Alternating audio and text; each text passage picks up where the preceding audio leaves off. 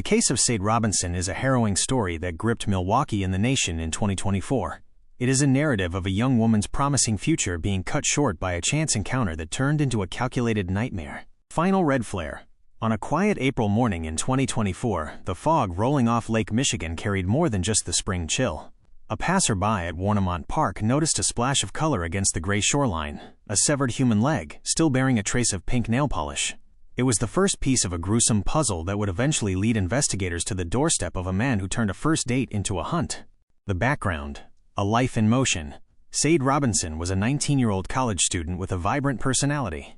She was studying criminal justice at Milwaukee Area Technical College and worked at Pizza Shuttle, where she was known for her infectious energy and work ethic. Friends and family described her as a firecracker, independent, ambitious, and just weeks away from her graduation. The fateful encounter. On the evening of April 1, 2024, Sade was excited for a first date.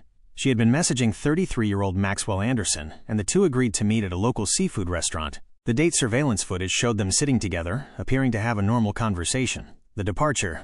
After dinner, they left together. Sade's phone pings tracked her movement to a local park, and then eventually to Anderson's home. The silence. By the next morning, Sade's phone went dead. She missed her shift at work, something she never did, triggering immediate alarm for her family. The investigation. A trail of evidence. As the search for Sade began, the Milwaukee County Sheriff's Office uncovered a chilling sequence of events. 1. The car, Sade's Honda Civic, was found the next day in a different part of the city. It had been intentionally set on fire, charred down to the frame to destroy forensic evidence. 2. The park. Days later, the first remains were found at Warnemont Park. DNA testing confirmed they belonged to Sade. 3. The house. When police raided Maxwell Anderson's home, they found blood on the walls leading to the basement and on a mattress. They also found a lethal serrated knife that matched the nature of the dismemberment.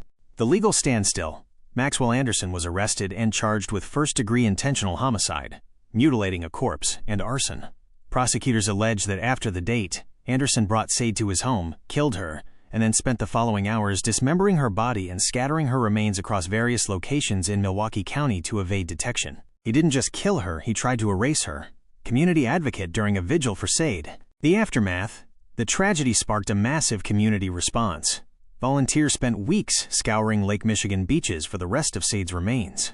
The case also ignited conversations about the safety of young women in the dating app era, and the systemic issues regarding how missing Black women are prioritized in the media. Sade's mother, Sheena Scarborough, has become a tireless advocate for her daughter, ensuring that Sade is remembered not just as a victim of a horrific crime, but as a young woman who was loved and had a world of potential ahead of her. Would you like me to look up the current